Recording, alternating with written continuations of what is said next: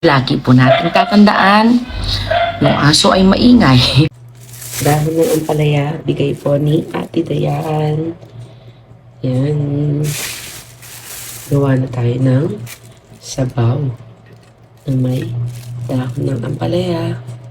Okay, ito na muna ang ating lulutuin. Handa na natin ang ating gagamitin. Ating kamatis, sibuyas, bawang, at syempre, ang bidang-bida sa lahat ng ating sardines. Mega sardines. Baka namahan. Tapos, syempre, ang peanut butter, hindi, ang bagoong. Ginisang bagoong ni nanay. Yan. Mainit na mantika. Pag naamoy na natin yung aroma ng bawang, syempre, ilagay na natin ang ating sibuyas. Ang ating puting-puting sibuyas.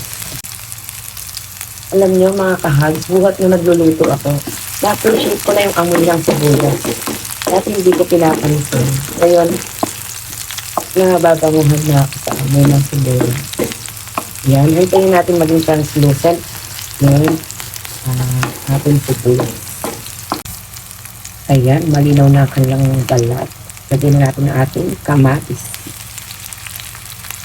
Depende sa inyo guys, yung iba kasi gusto nila dry tomatoes, yung iba naman gusto nila kasama yung buto. Kaya tayo sinama na natin yung buto. After ng kamatis guys, pwede natin ilagay ang ating sardines.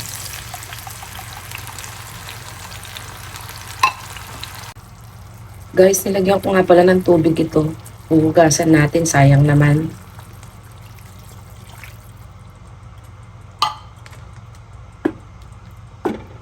Ganyan lang kasimple guys. Tapos pwede na tayong maglagay ng Maggi Magic Sarap. Siyempre. By Maggi. Baka namahan.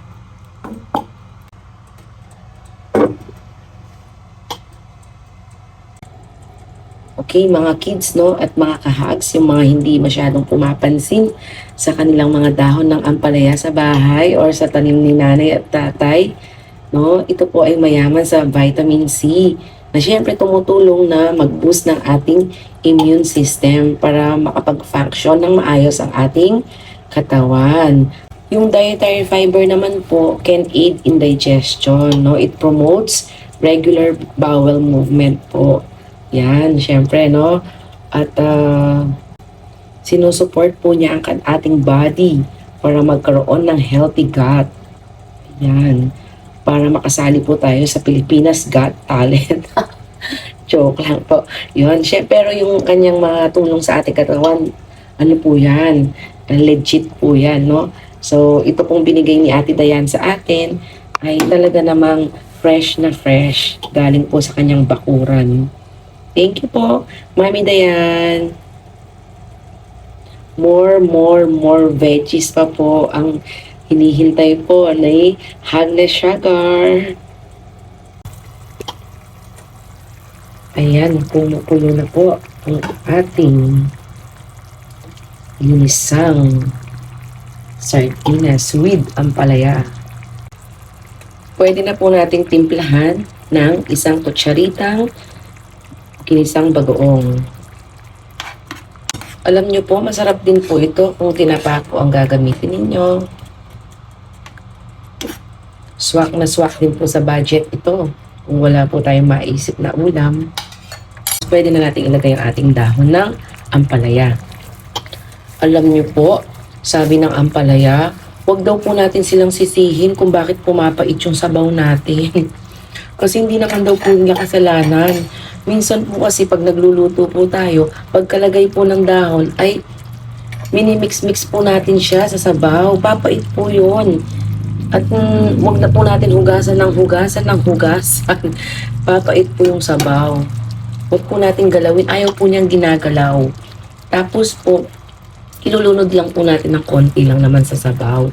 Pero huwag natin halu-haluin. Pati yung paggawa po natin, alam niyo po ba yung ginisang ampalaya, yung may itlog, yung kamatis at itlog, yung bunga po, sa Kapampangan, lagat ampalaya, ay pumapait din po yun kapag minix-mix po natin at dapat po yun, pigain po natin ng asin, i-massage po natin ng asin yun bago po natin ilagay. No po? Kasi naiinis na daw ang dahon ng ampalaya sa atin, lagi daw natin silang sinisisi. Ayan, takpan po natin. Ayan, syempre, pagkakulo, okay na po yan. Huwag na po natin kulit-kulitin ang ating ampalaya. Ginisang sardinas with ampalaya. Okay na po yan. Patayin na po natin ang ating kalan. Ready to serve na po. Ayan, siguradong patok na patok sa ating mga kids. Kasi lalo na maraming sabaw. Ayan, kain na po tayo. Oh, naghihintay pa kayo ng tikiman time. Sige na nga. Eto na. Yan, oh, kumain na si Kuya RJ. Yan, tikman na natin ang ating ginisang sardinas with dahon ng ampalaya.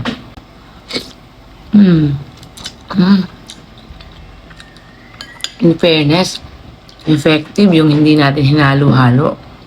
Hindi siya mapait. Alam nyo guys, mga kahags, pag napalakas ang period ko, at alam ko nagkukulang ako sa dugo, yan, agad na ako magpapakuha ng talbos ng kamote, dahon ng ampalaya, tapos magpapaihaw ako ng atay ng baboy, yan. Pero ito talaga, the best talaga.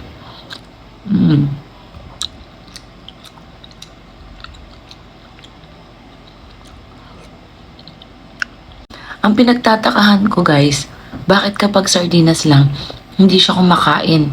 Pero pag sinabawan mo na at nilagyan mo na ng dahon ng ampalaya or spinach, ganyan, kakainin niya. Kasi sa gulay, hindi mo matatalo si Kuya RJ. Gustong gusto niya ng gulay. Kanin tayo.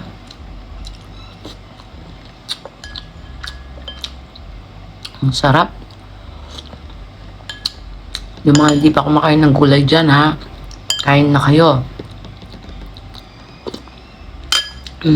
Sarap.